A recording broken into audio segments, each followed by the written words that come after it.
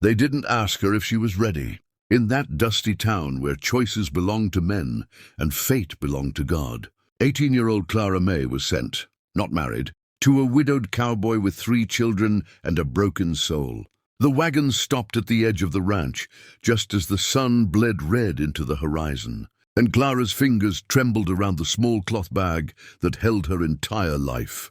She had been told he was cold, distant and burdened by grief that his wife had died 2 winters ago and left him, with 3 children who barely spoke and a house that felt more like a grave than a home. When the cowboy finally stepped out onto the porch, tall and broad-shouldered with a face carved by hardship, Clara felt her heart sink.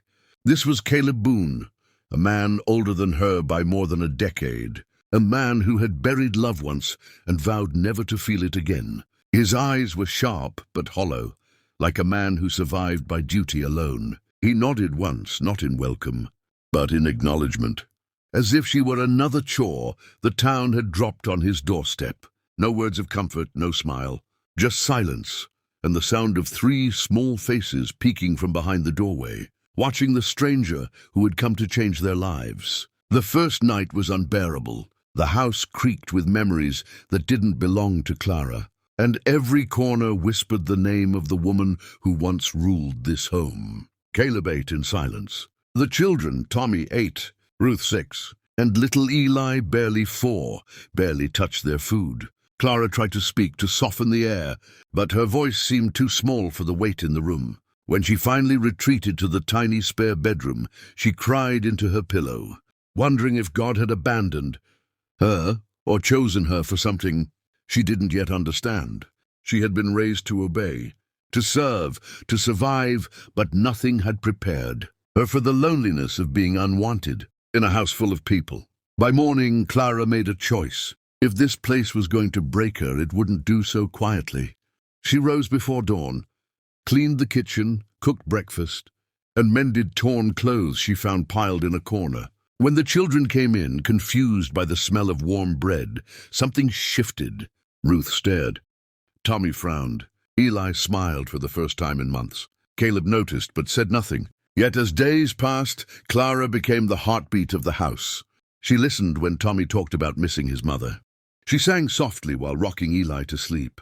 She braided Ruth's hair with careful hands, and slowly the silence began to crack.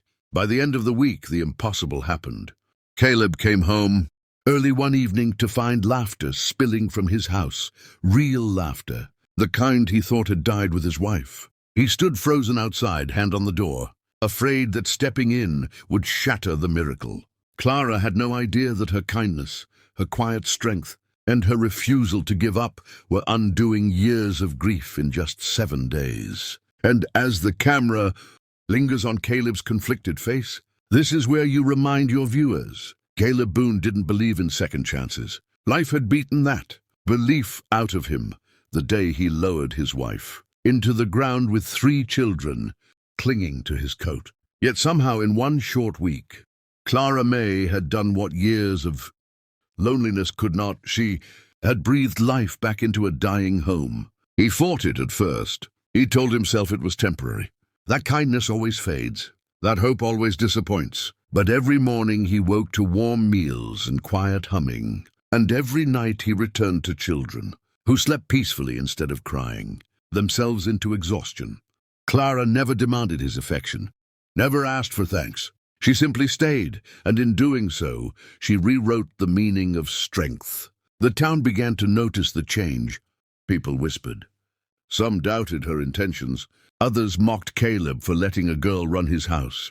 But when sickness struck little, Eli and Clara stayed up 3 nights straight, tending to him while Caleb sat helpless at the bedside. Something inside the widowed cowboy finally broke. He saw not a burden sent by the town, but a woman chosen by fate. A woman who didn't replace the past, but honored it while building something new.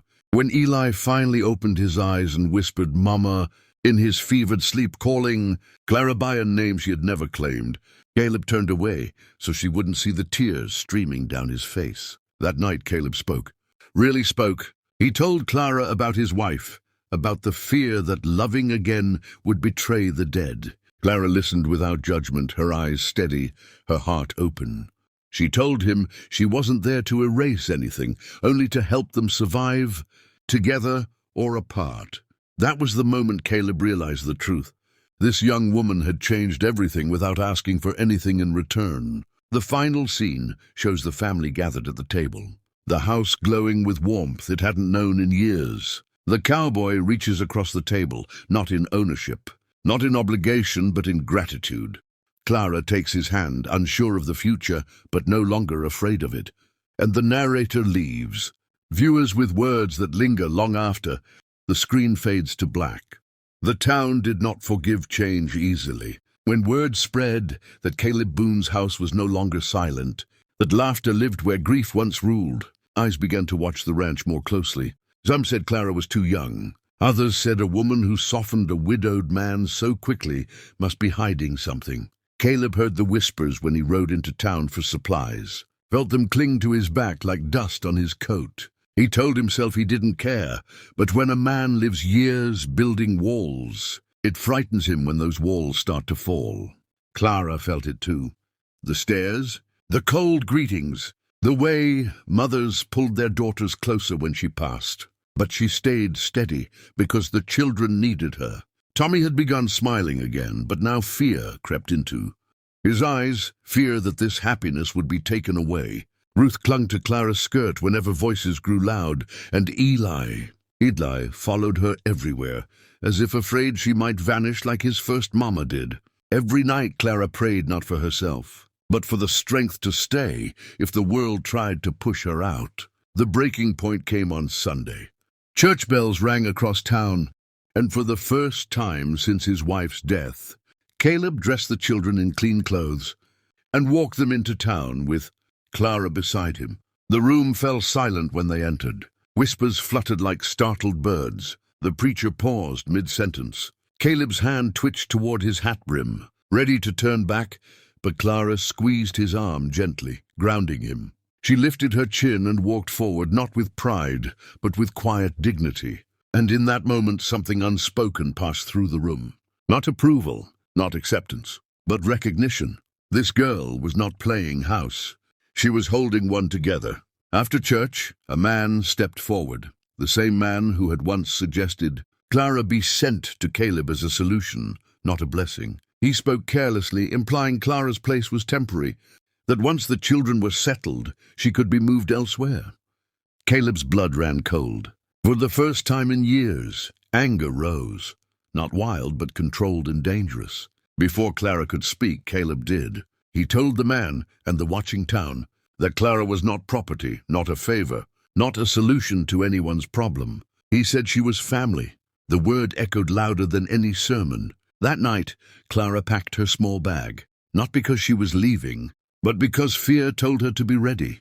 Caleb found her sitting on the bed, hands shaking. He realized then how fragile her courage truly was, how much strength it took to stay where she might not be wanted. He told her she was free to go if she wished, that he would never cage her with obligation. Clara looked up at him, eyes wet but steady, and said she wasn't staying because she had nowhere else to go. She was staying because she chose them. The next morning, Caleb made a decision that shocked the town. He rode to the courthouse and made Clara the legal guardian of the children alongside him, giving her protection, respect, and a voice no one could take away. When he told her, she broke down, not from joy alone, but from relief. For the first time in her life, someone had chosen her openly. As the sun set over the ranch, the family sat together on the porch, the children leaning against Clara and Caleb side by side. The past was still there. Pain didn't vanish, but it no longer ruled. And the narrator leaves viewers with a truth that hits deep. She was sent as a solution, but she stayed as a choice,